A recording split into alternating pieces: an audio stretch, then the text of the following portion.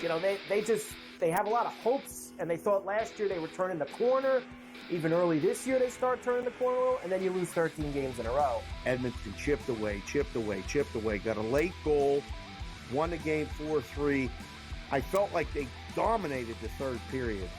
They moved the puck on that power play. It was an exceptional hockey game. It went over the total. Only on SportsGrid. This guy Ovechkin, how he was injured and missed all that time, and the fact that he's still on pace to pass Gretzky. I think everybody's rooting for Ovechkin at this point in time, and I think he'll do it as well. So it's a feat that no one ever thought starting would be broken. It's going to be broken, and it's probably going to be broken because he's not going to stop shooting. Pharrell, coast to coast, only on SportsGrid. Two guys that can do it all. Too much electricity this morning. This is a good time. We're having a lot of fun. I had to do a triple take. Ka-ching! Why? Because of parity. I didn't mean to offend. Yeah, it's not going to happen. Load management is a dirty word. Let him rip. You know what? Circumstances provide the results. What? How do you do this one? Oh, Donnie, you got such a good show there. A network that is booming. The Early Line, only on SportsGrid. Your gut says Miami is going to win, and you should take the over. Your gut also said your NFT selfies would only go up in value. They didn't. But your head is on SportsGrid and knows the QB is in concussion protocol. The backup has a 45 QBR against the zone coverage. The New York D has the most sacks in the league. So yeah, trust your head. It's smarter to be on SportsGrid.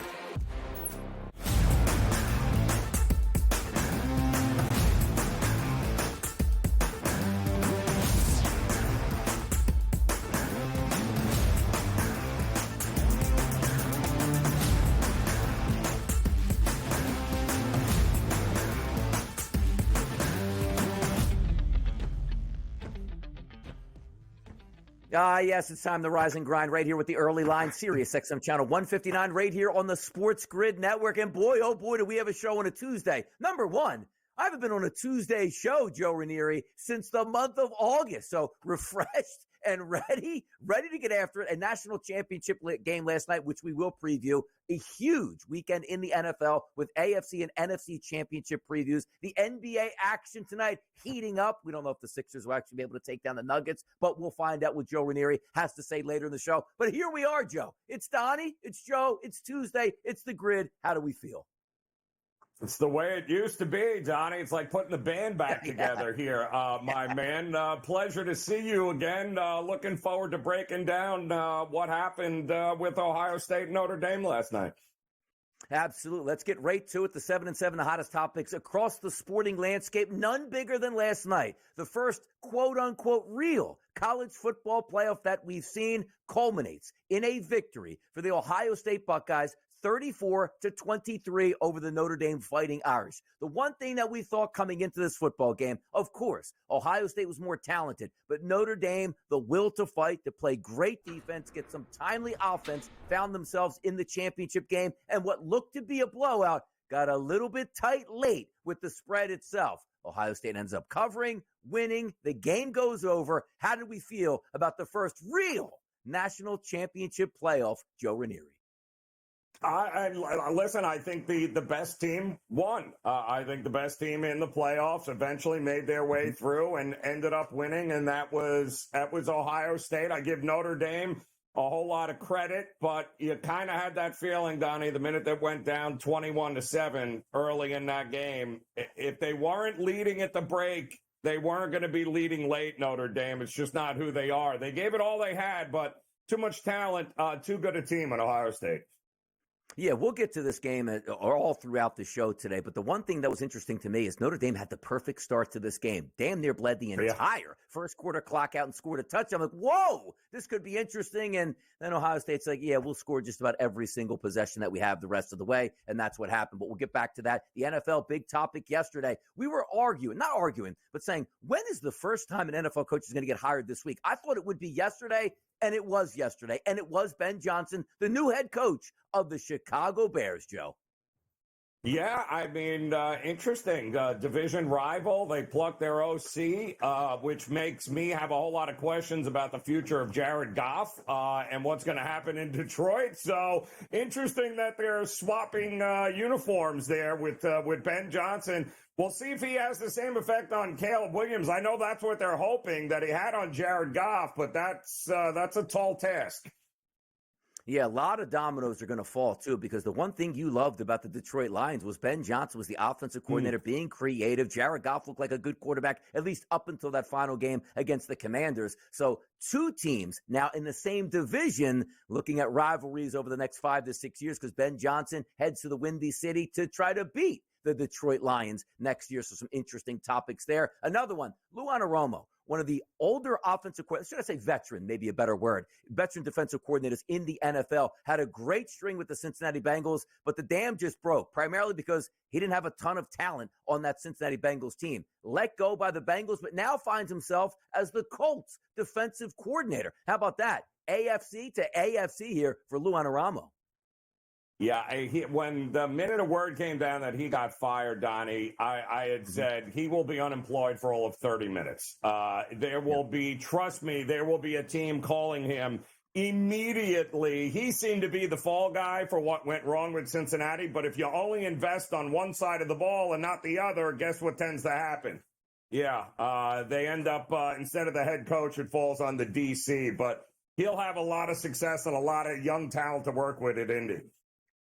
They always used to say in the NFL, it's not the X's and O's, it's the Jimmies and the Joes that come to save. I don't care how good a coordinator you are. If you don't have players that can perform, you're not going to be very good. And also, just remember a couple of years ago, one of the hotter coordinator candidates here to become a head coach in the NFL when they made that Super Bowl run, now tries to reform that defense in Indianapolis. Talking about reforming, what the heck had happened here? Cooper Kupp, one of the best slot receivers we've ever seen in NFL history, looked like he was at least going to give us 4, 5, 6 more dominant years in Los Angeles. Cooper Kupp comes to town here, and now Puka Nacua is in town. Nacua's the new sheriff, and now we find ourselves Cooper Kupp saying, you know what? I don't even know, Joe, if I'm coming back to Los Angeles, and maybe it's not even up to me. Yeah, well, it might not be, but I mean, the bigger question is who's going to be throwing him the ball if he does come back, because a lot of questions about Matt Stafford and his future with the team. Is he going to hang it up and not come back? At which point, if I'm Cooper Kupp, I want out of L.A. sooner rather than later anyway. And by the way, did something happen there where, like Matthews, because we always know this too, quarterbacks can control a lot of the game flow and who gets that football. Are we led to believe that this guy couldn't be stopped 2 years ago to we don't even want to throw the football to this guy anymore? I mean, where did it go wrong? Yeah, I also think the injuries started to build up with him because he's been hurt a lot over the last couple of years. So, and you know, he's not the biggest guy. It takes its toll here as he gets a little bit older. And all you got to be is a half a step slower, Donnie, and it's a career changer for sure.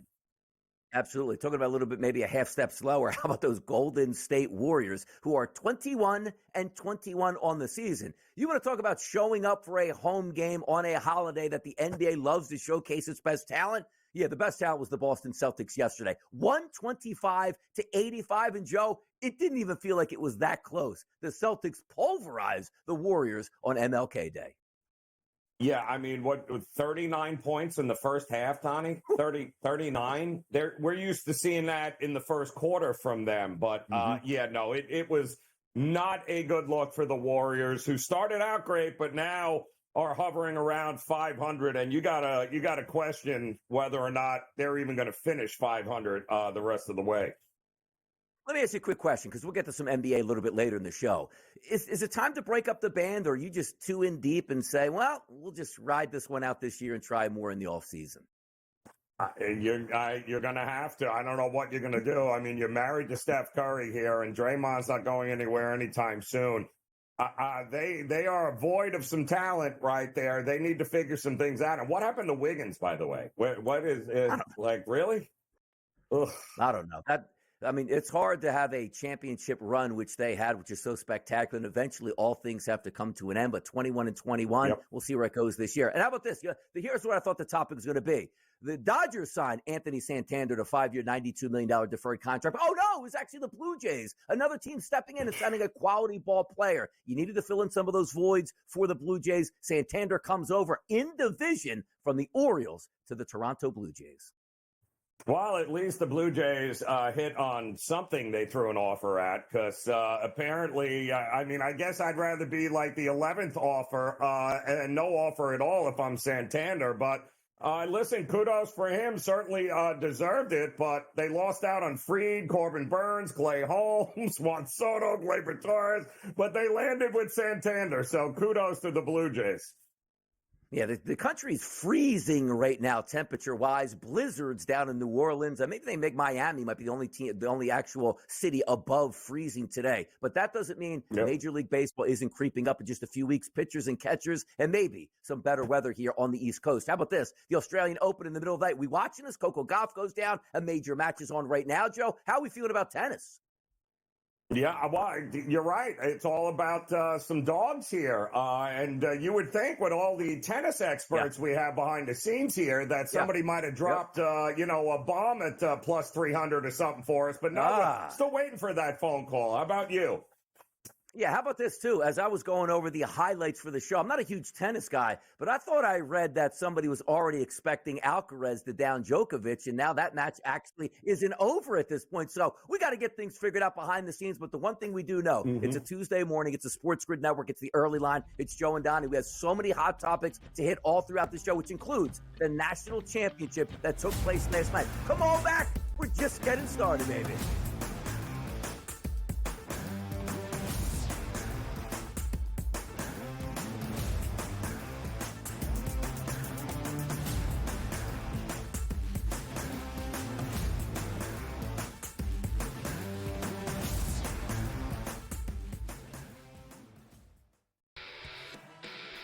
You know, they have a lot of hopes, and they thought last year they were turning the corner.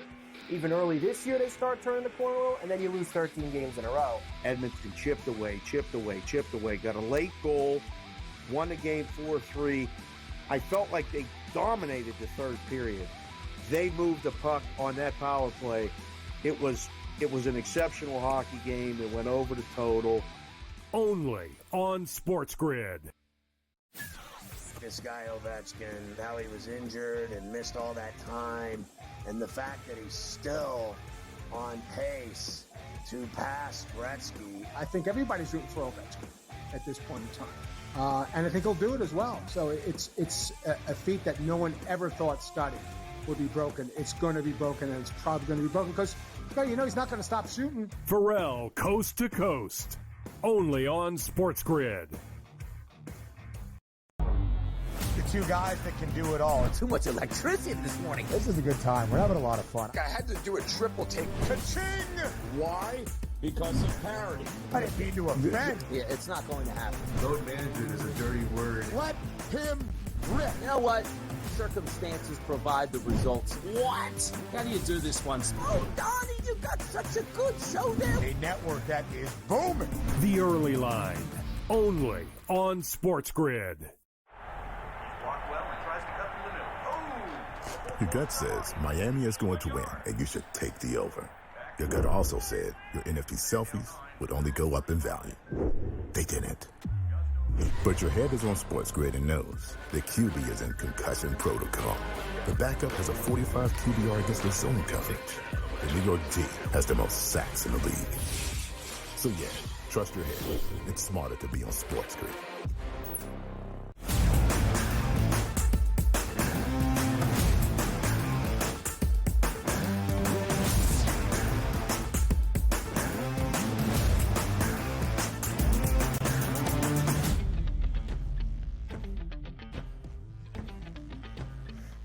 Hour number one in full effect right here on the early line. It's Joe Ranieri, it's Donnie right side. It's the way we get down, and we love to sit back in our chairs and analyze what happened on big games in the previous night. And none bigger than the national championship game, which took place in Atlanta last night. And it was the Ohio State Buckeyes, 34, the Notre Dame Fighting Irish, 23. Lines close anywhere between 8 to 9, depending where you're shopping at. The totals usually settling in around 45.5. The game did go over. Ohio State did cover, and we'll get to some of the finer points on how they actually covered and how the gameplay played out. But, Joe, let's just go back to the opening kickoff, the pageantry. How were you feeling entering into this game with the chances that you could possibly see an upset from Notre Dame, or did you just think that Ohio State was the better team even before we kicked off?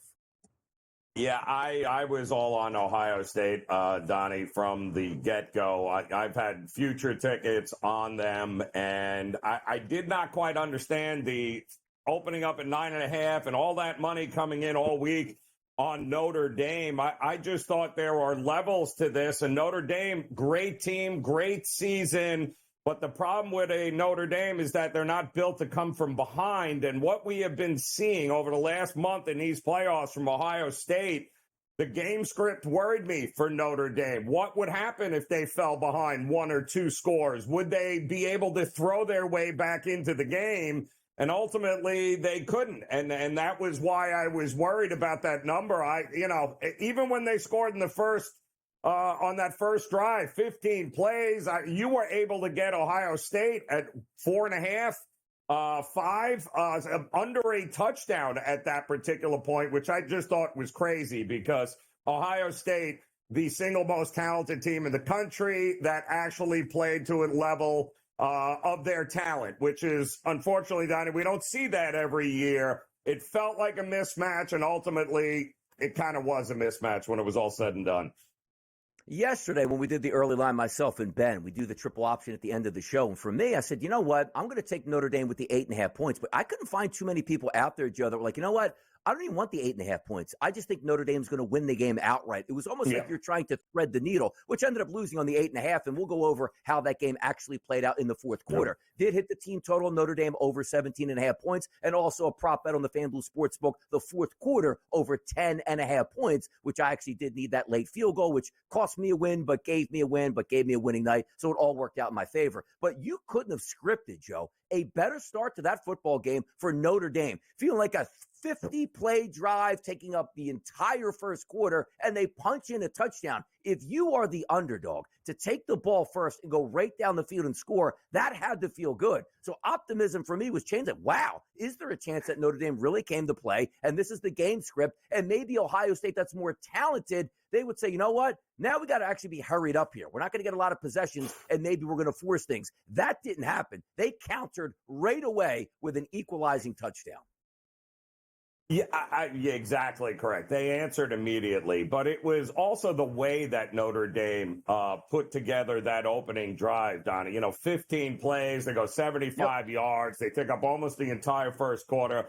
But the other problem is that they had to convert on fourth downs. They used Riley Leonard was your leading running back at that, but you were going to get him killed. If that's what your plan was for the rest of the game, the poor guy looked like he couldn't breathe, Donnie, after that drive, after they scored the touchdown. And then, of course, that's when it all started to go south, because after that opening drive, a couple of punts, and that defense couldn't stop Will Howard, who was just absolutely unbelievable.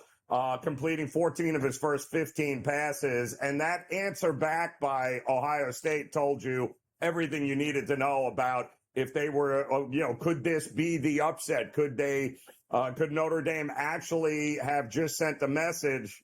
Notre Dame was never going to roll over, but boy, oh boy, Will Howard and those receivers, that's so much talent. I don't think people realize how much talent that was on the field for Ohio State last night. That's why it made it so shocking, like that Michigan loss, pointing to that game saying, well, Notre Dame, if they have that sort of game script where Ohio State doesn't play well in offense, you run the football, you limit the possessions here and play great defense, you can knock them out. Because Notre Dame, the one thing we do know, they do score points, but it's not the type of points that are being scored by Ohio State. Let me drop back, launch it downfield. Everybody's wide open. Chip Kelly's dialing up crazy play after crazy play because you have 2 NFL running backs and 3 NFL wide receivers just to start here. But Will Howard was that question mark, and maybe unfairly, because you looked at that team and said, they're so talented. The only way they lose is if Will Howard plays a bad game. 17 of 20. It felt like he didn't even have an incomplete pass. 17 of 21, 231, 2 touchdowns, no turnovers. But the big key was Quinshon Judkins and Will Howard and Travion Henderson on the ground, along with that passing game. It just felt overwhelming. And heading into the break, you saw Marcus Freeman where they asked him questions like, what are the answers? How are you going to come back in the second half? And he knew what we were watching. Boy, if we win this game, it's going to be because we just played really hard and got some breaks because there weren't any answers. Ohio State was the better team in the first half and the second half last night. Yeah, they were. And I got to give credit for Notre Dame. We all know a lot of teams that would have, after they come out in the second half, too, Ohio State, gets the ball and Judkins takes it almost to the house there. They score that touchdown. Now you're like, all right, now it's over. Like now it's, and the facial expressions from Freeman, you would have thought it was lights out. A lot of teams would have folded, Donnie, but you got to give credit to Notre Dame like they've done all year. They kept fighting and had one or two plays in that fourth quarter gone their way.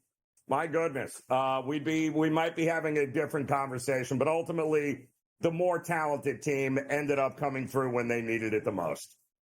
Absolutely, they did. And also understand this. This is why we love legalized sports betting in the United States, because we had drama all the way through that fourth quarter where if you were just a fan of Ohio State or Notre Dame, yes, you were cheering. But if we couldn't gamble on this, it's 14 points. It's a wrap. Nothing matters at this point. But you saw that spread drama coming late, which we are going to get to. But also, before the spread drama at the end, Joe, we had a 2-touchdown game.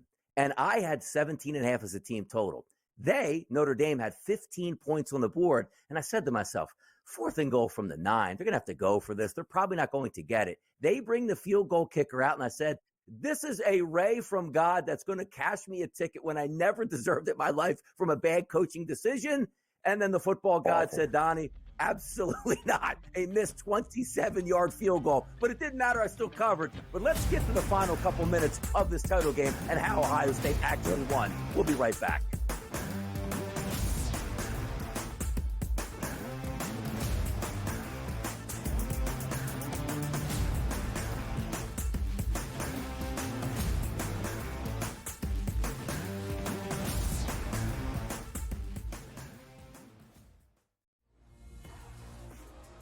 One of the weirdest nicknames I've heard in fighting. There's people have some strange nicknames at times, but the Lemon Killer. What do you even make of that? What is that about?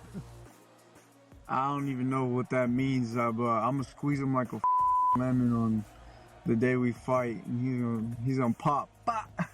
Only on SportsGrid.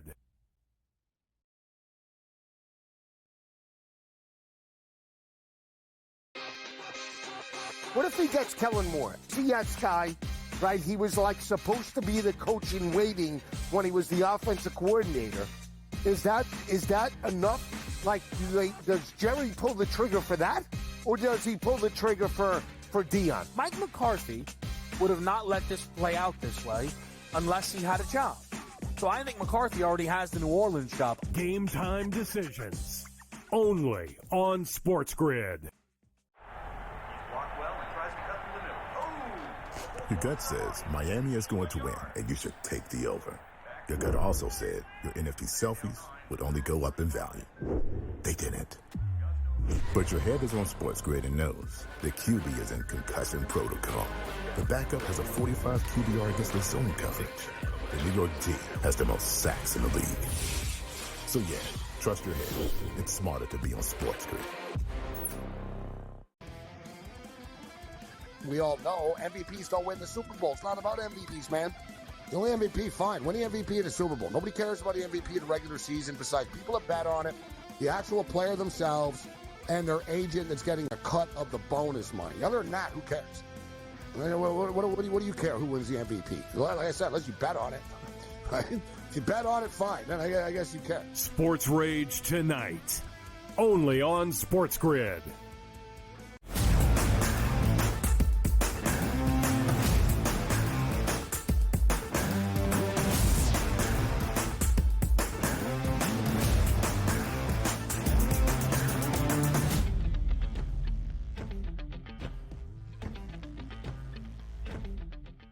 Late game spread heroics, because if you were watching this game and Notre Dame scoring a touchdown to get within 8 points, you were probably cheering, saying, only thing I need here is Ohio State to not hit a home run, get a first down or two, and you're going to cash that ticket. Because even if Notre Dame got the football back, what were you looking at? A pick six would doom you in, which is very low probability. But the fact of the matter is Ohio State gets a first down, then plays ultra conservative and makes sure that Notre Dame burns their timeouts. And you had a third down and long with the game on the line for Ohio State, where is if you pick up the first down, you're going to win the game. But if you do pass, Joe Ranieri, and have an incomplete pass, that's going to leave Notre Dame with a lot of time left and a 2-minute warning to try to score the tying touchdown and 2-point conversion. Then it happened. Will Howard drops back. The best wide receiver in football is underneath it. A bomb into the red zone to clinch that game for Ohio State, but not the spread. What did you think about that final drive for Ohio State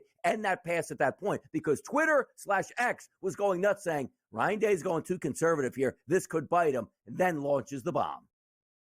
Well, listen, give all the credit to Chip Kelly, who didn't waver at all in that game. I thought he called a fantastic game there. I don't think he ever forced anything. I think he basically kept going and picking apart what the Notre Dame defense kept adjusting with, which is why, I mean, they frustrated that Notre Dame defense who gave up what, Donnie? Averaged about 14 points a game they were giving up during the season. And then they set a national championship record. They scored touchdowns on the first 4 drives. Like, the defense had no answers for Ohio State. And at the biggest moment, what does he dial up? Well, maybe they learned their lesson from that Michigan game. And they said, all right, put it in the hands of what eventually was the MVP and Will Howard of the game, and give it to our best player. And Notre Dame couldn't make the play. Ohio State did. And that was it. But that, they dug themselves that hole early on because of the game planning by Chip Kelly and Ryan Day. And the execution by Will Howard was just second to none, Donnie. In the national championship game, give him all the credit in the world for executing that game plan. Absolutely. And also say something about for the football team and the way this college football season played out, because you got a little bit of extra chances. Normally, if an Ohio State team loses to, let's just say, Michigan as a 3-touchdown favorite at home as their second loss of the season, they're not playing for the playoffs. They're not playing for a national championship. And under normal circumstances as well, Joe, Notre Dame, which lost to NIU out of the MAC on their own field, they don't even get a look for the college football playoff at the end of the year. But it just goes to show you, when you get some of those chances, just like the NFL, like imagine if the Kansas City Chiefs lost 2 games, which they did. Can't get into the playoffs now here. I love the new format, which we're going to talk about later. But there were some spread dynamics late in that game, which it's so tough because we've all been there on both sides. Hey, look, I'm in the wheelhouse right now. If they get a 15-yard gain, a 20-yard gain, a 30-yard gain, a 40-yard gain, I'm good. You just couldn't have that bomb play inside the 10-yard line. So then you took a look at the 2-minute timeout. Then you take a look at 1 timeout left. You're doing the spread math at that point, and it all lined up. And yes, Ohio State should have kicked the field goal, and they did to get that cover. But it's just a shame that you had Notre Dame, which looked great to start the game, then terrible in the middle of the game, about to pull out a miracle cover. It just didn't work out in their favor. And you saw after the game, you had the interviews out there, the jubilation from Ohio State, the upset from Notre Dame at this point. But I thought a final score of 34-23 on a 45.5 was an entertaining game all the way through. You got the spread dynamics at the end. But I think we can say, Joe, Ohio State, as you said, the most talented team coming into the playoff, a tough road here. They handled their business. They did exactly what they needed to do. And it's not like it was a piece of cake. Like, they did face some adversity in that game. But when they needed the big plays, Ohio State guys showed up and executed, and Notre Dame ultimately did not. But you couldn't turn that game off. A lot of people might have walked away after the start of that third quarter, Donnie, and they would have missed a pretty exciting fourth quarter and finish to that game. But give all the credit to Ohio State for getting it done when they needed to get it done most.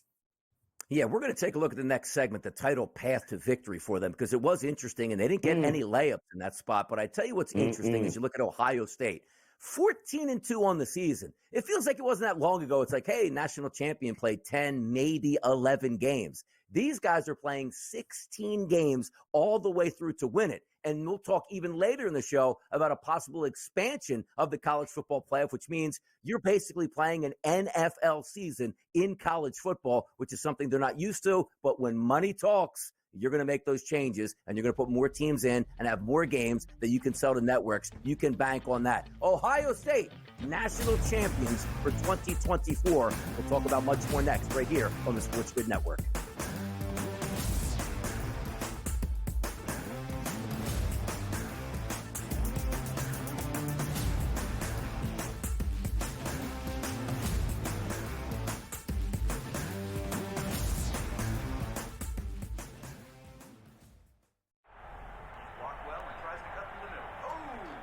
Your gut says Miami is going to win, and you should take the over.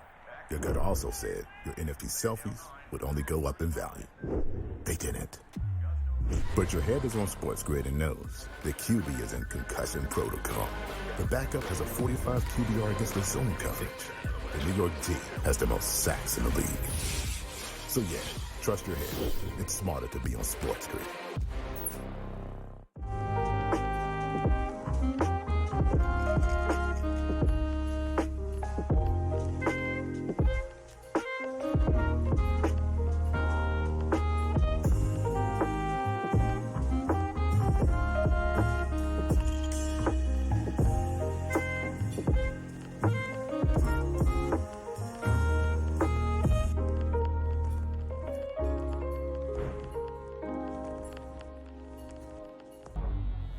Two guys that can do it all. Too much electricity this morning. This is a good time. We're having a lot of fun. I had to do a triple take. Ka-ching! Why? Because of parity. I didn't mean to offend. Yeah, it's not going to happen. Load management is a dirty word. Let him rip. You know what?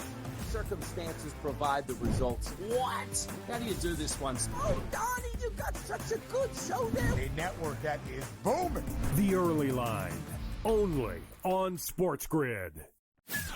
This guy Ovechkin, how he was injured and missed all that time, and the fact that he's still on pace to pass Gretzky. I think everybody's rooting for Ovechkin at this point in time. And I think he'll do it as well. So it's a feat that no one ever thought Scotty would be broken. It's going to be broken, and it's probably going to be broken because, he's not going to stop shooting. Pharrell, coast to coast, only on SportsGrid.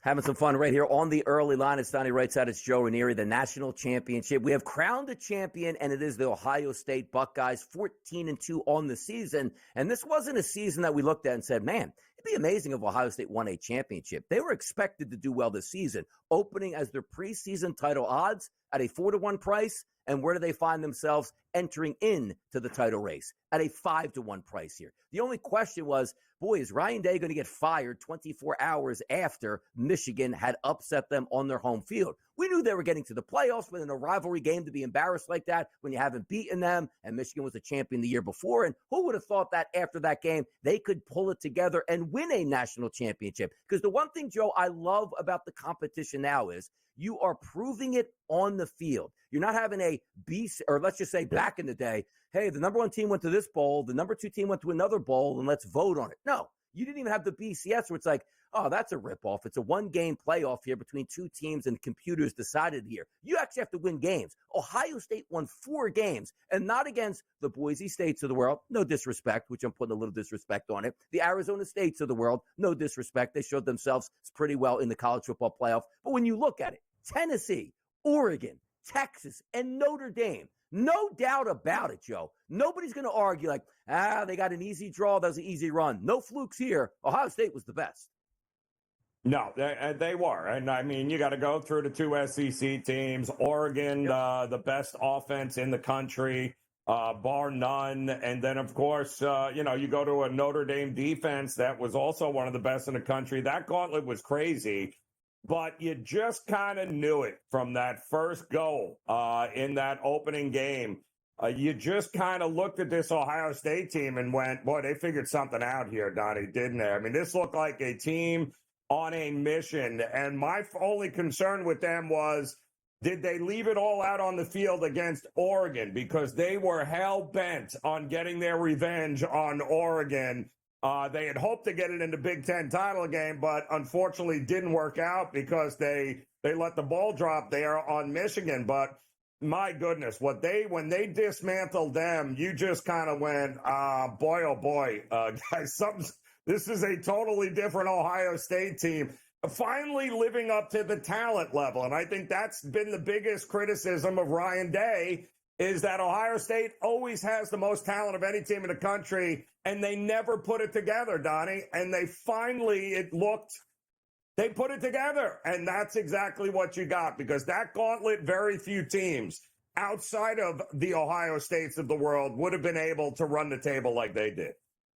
And you're right about that, too. It wasn't as if, like, we're talking about old school college football. Boy, Will Howard came here as a freshman. Then he was a redshirt freshman, didn't get the start to his senior year, always around the program. He was a transplant here coming into it. You know who else was? Yep. Dominant last night with 3 touchdowns? Quinshon Judkins came from Mississippi. You know who else was? Caleb Downs, your superstar NFL safety that came from Alabama. And to meld those guys together, which was impressive, because if you do look at that 4-game run, Tennessee, Oregon, Texas, and Notre Dame, it was hard. But even though you see the final score of Tennessee, 42-17, let's remember where Ohio State was. Getting beat by Michigan.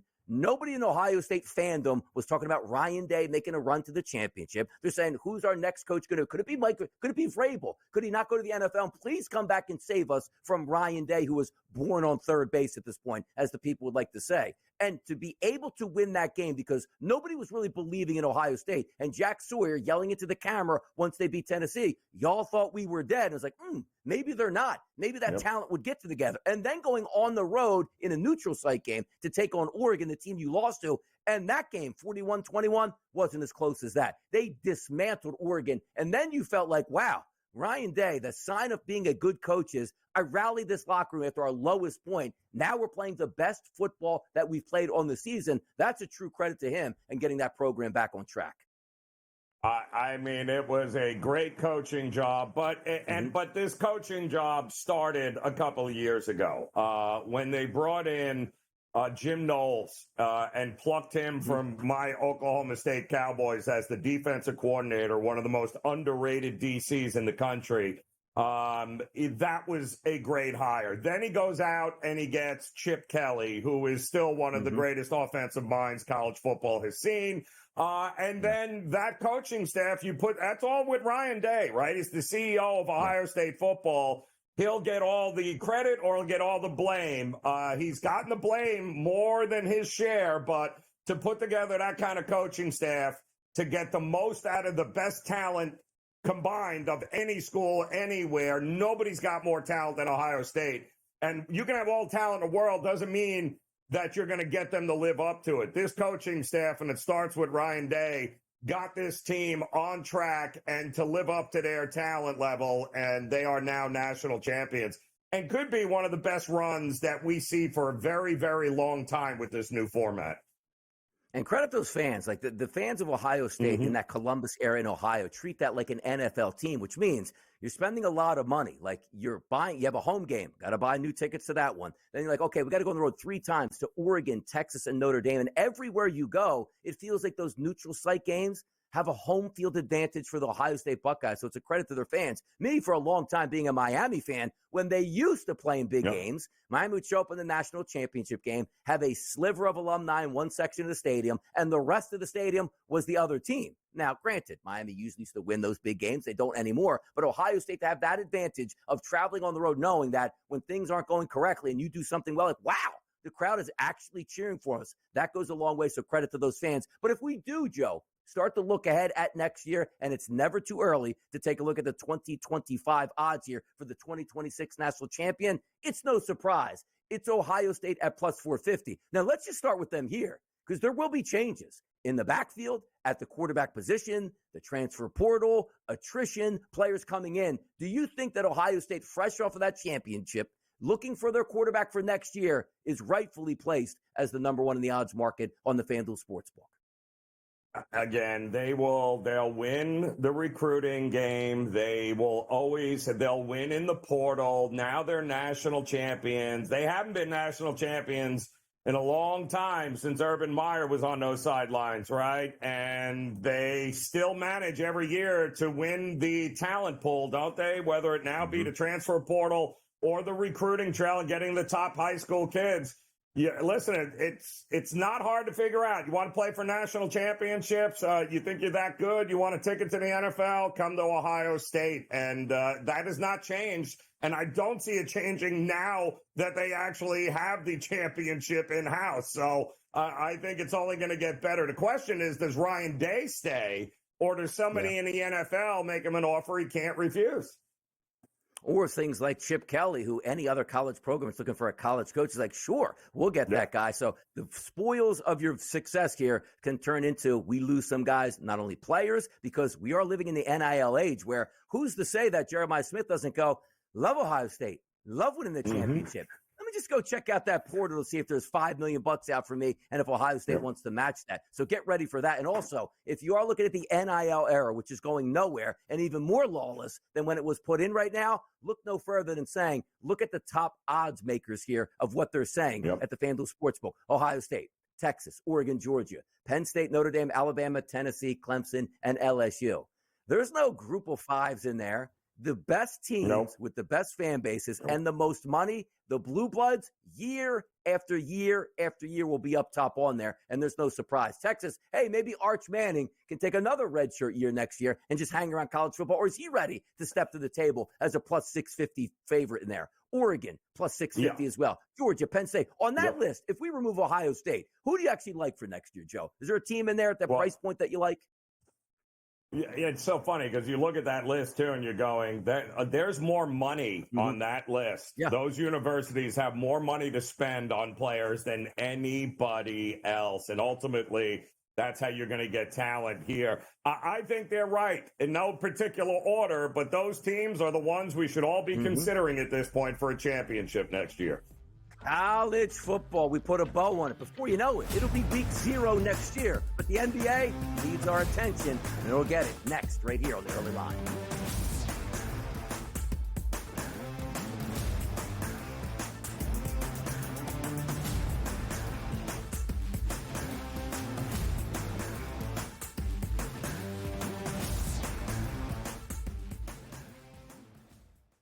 Anyone that's been to a sporting event, the atmosphere before a game, I think Game Time Decisions has that same exact atmosphere. This is our arena.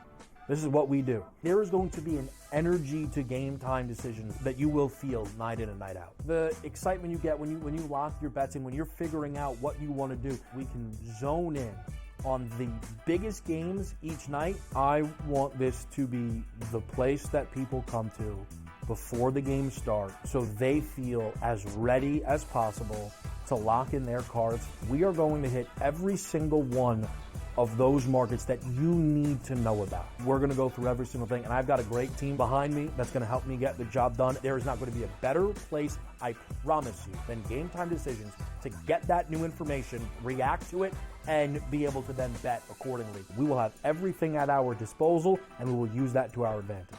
I'm Kevin Walsh. Tune into Game Time Decisions from 6 to 8 p.m. Eastern on SportsGrid. Your gut says Miami is going to win, and you should take the over. Your gut also said your NFT selfies would only go up in value. They didn't. But your head is on SportsGrid and knows the QB is in concussion protocol. The backup has a 45 QBR against the zone coverage. The New York D has the most sacks in the league. So yeah, trust your head. It's smarter to be on SportsGrid. Second full year under new ownership to really be where they are right now for this Commanders franchise is one of the best stories of this NFL season. Went to the playoffs and won 2 road games. Now we're going to use rookie quarterback on? No more rookie quarterback. He's already arrived in the NFL as a legitimate quarterback. And can you say, Ben, is he already top 5? The Early Line. Only on SportsGrid.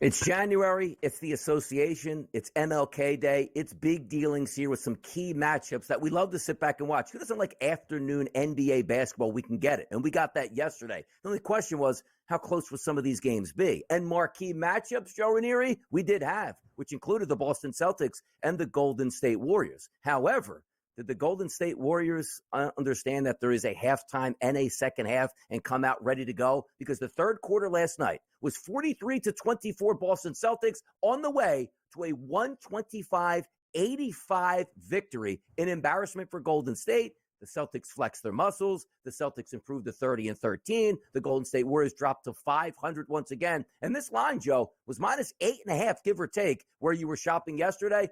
They didn't need that 8.5. That was a blowaway.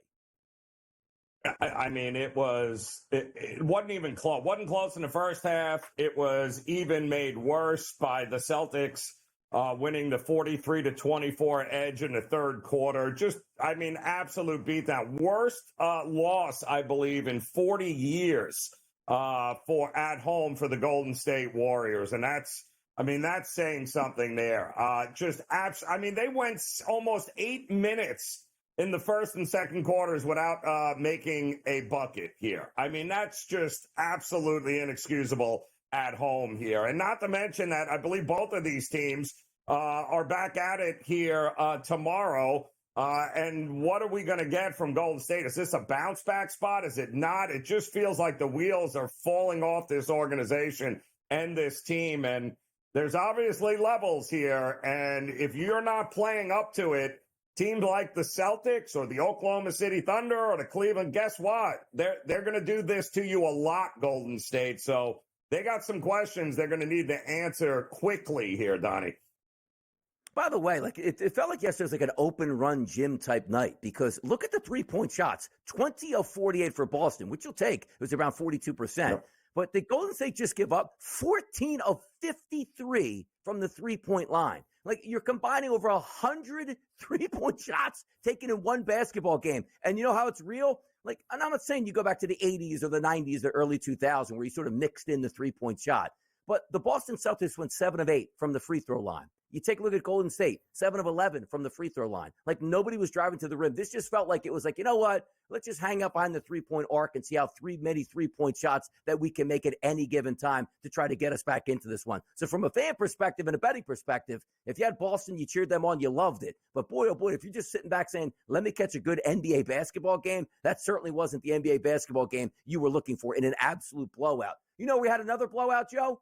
How about the Phoenix Suns with their high expectations on the season? Oh, look at this. Golden State, Joe, 21-21. Phoenix, 21-21. 118-92. The Cavaliers smoke the Phoenix Suns yesterday in Cleveland.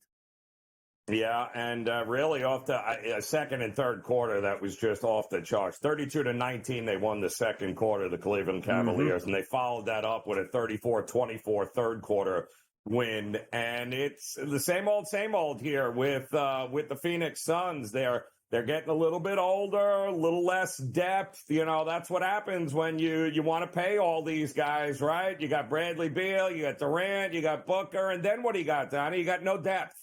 You got nothing else. And all of those guys have a history as they've gotten older of injuries here, and this is what you get. You just don't have enough depth here to be able to make a run at anything, and the Phoenix Suns, the Golden State Warriors, they're going through that right now. I'll tell you what's interesting, too, because Isbia buys the team in Phoenix, and it's like, you know what? I'm going to do whatever it takes to get superstars in here, and once we get superstars, which usually is the rite of passage in the NBA where you're selling tickets, you're winning basketball games, you're on national television, and everything's going great. Like, even myself saying, wow, how about that? Kevin Durant's going to play with Devin Booker. You got to find the right mix of, role players here. You stumble into Bradley Beal, and it's like, boy, we have the big three, which is what the carbon copy of the LeBron years would be. That's how you win championships here, to find themselves 21-21. And now you're saying Bradley Beal coming out of Washington, who never had to play in a big game in his entire life, just, 25, 26 points a night. They love me here. I'm getting paid more than anybody else. Now goes to an environment where he's supposed to win. And they're so upset with him, and he's so upset with them, that they're like, you know what? You don't want to waive your no-trade clause? We're going to put you on the bench. Good luck with that. So now we're playing semantics on the Phoenix Suns as opposed to just winning basketball games, Joe. How's that going to work out? Yeah, and he had already missed the previous 2 games with a ankle sprain. Shocker. Yeah. And then he comes in and scores 5 points in 25 minutes. I mean, you want to talk about blowing it up. You need to blow it up because that ain't working at all. And nobody really, a lot of people never saw it working to begin with. But that's what happens when you go out and get everyone's friends to play together. It turns out maybe not the best chemistry to have in that locker room right now with the Phoenix Suns.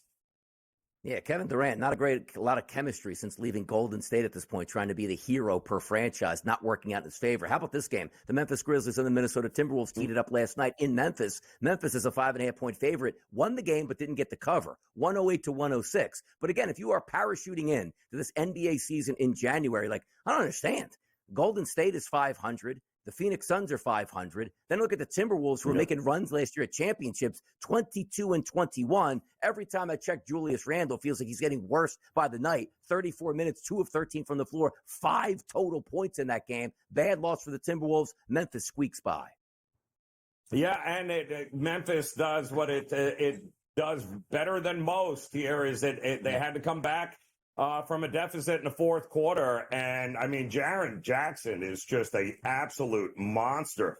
15 of his 24 happened when they needed him the most in the fourth quarter yesterday in order to get them back, in order to win that game. So, I mean, what can you say? If it's not Ja Morant and it's not just him on this team, they got a lot of shooting and they got a lot of guys willing to step up, different guys on any given night, which makes them very dangerous come playoff time.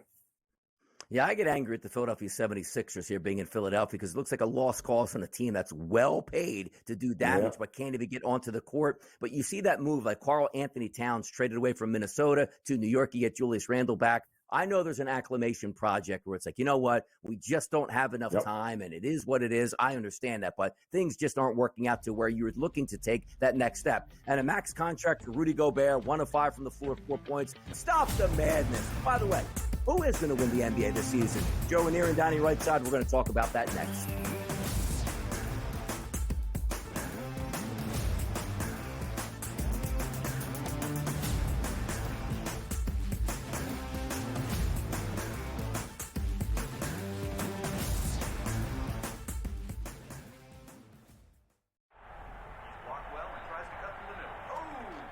Your gut says Miami is going to win, and you should take the over. Your gut also said your NFT selfies would only go up in value. They didn't.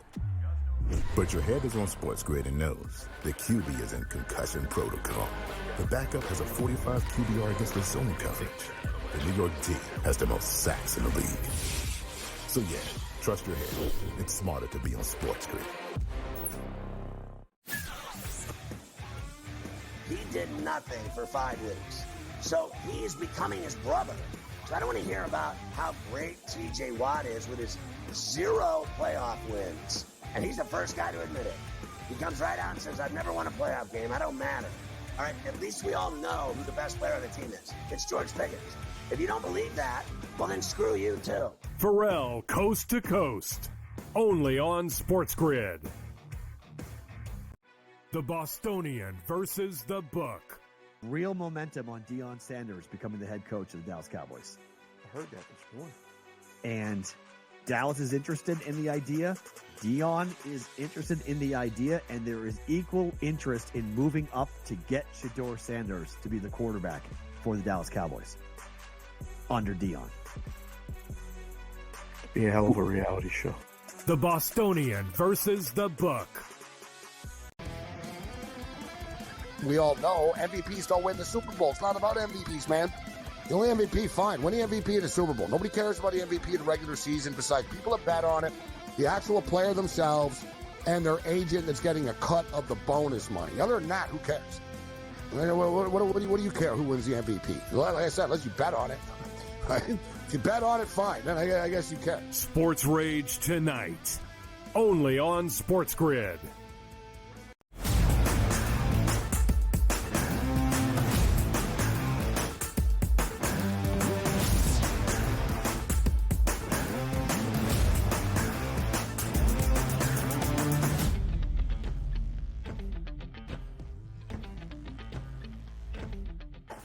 Some say the NBA doesn't get started until Christmas Day. Some people like myself say the NBA really doesn't get started until February when the Super Bowl is over. But we've played a lot of games crossing the halfway point in the association, and teams are starting to separate themselves. In the Eastern Conference, it looks like you have the Cleveland Cavaliers, 36-6, followed by the Boston Celtics, the New York Knicks, and the Milwaukee Bucks. You take a look out west, it's the OKC Thunder, the upstart Rockets here, the Memphis Grizzlies, who just picked up a victory last night. So we do have the haves and the have-nots. But if we are looking in the market, and we'll start right here, because I love this. And the NBA, Joe, so much different, handicapped by the FanDuel Sportsbook and many others than we get in, let's just say, the NFL or the NHL. You look and say, hold on. I have one team in the Cleveland Cavaliers at 36-6. The Celtics has 7 more losses, and they couldn't care less, I should say. The Celtics are a plus 220 price to win the NBA championship. The Cavaliers, who have a way better record in the same conference and looks like they will have home court advantage if these statistics hold, they're a plus 750. Make it make sense, Joe. How does this make sense?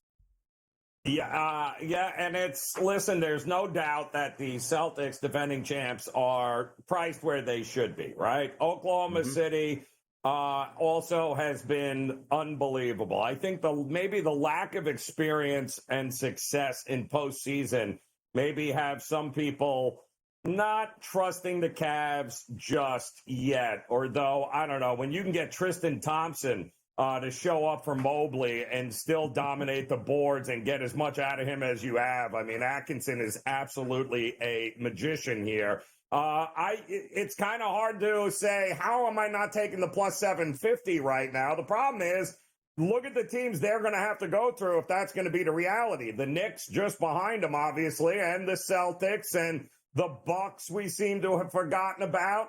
But, what are we supposed to do with this Mavs team who eventually is going to get Luka back, is going to have Kyrie healthy enough? There are some teams here, Denver, where when are we ever going to get these teams at this price here, Donnie, as the season moves on? Yes, the Celtics are going to be the chalk, but do we really think the Thunder and the Cavs are just that much better than everybody else in a long season?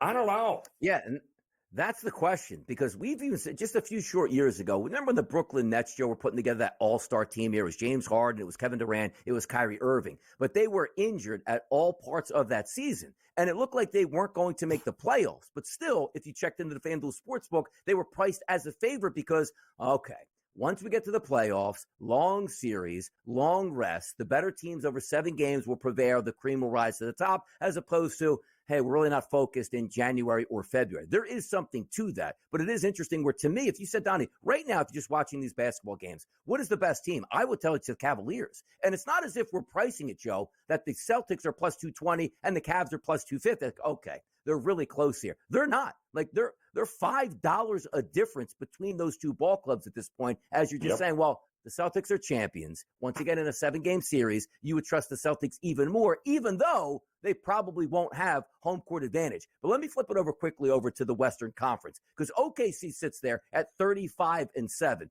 To me, they are the best team in the Western Conference. But you're right. Teams that are hanging out down the bottom, and I'm talking about not even in the quote-unquote playoffs in the top 6. The Mavericks, they're injured. They'll come back here. Can the Kings make a run? They're talented. The Denver Nuggets not playing great basketball, but still sitting at 26-16. For OKC, is there a trust level that this could be their year, Joe? Yeah, I'm just saying there is a lot of firepower and experience on those teams right now that you can get at those prices. And, rewind the clock, Donnie.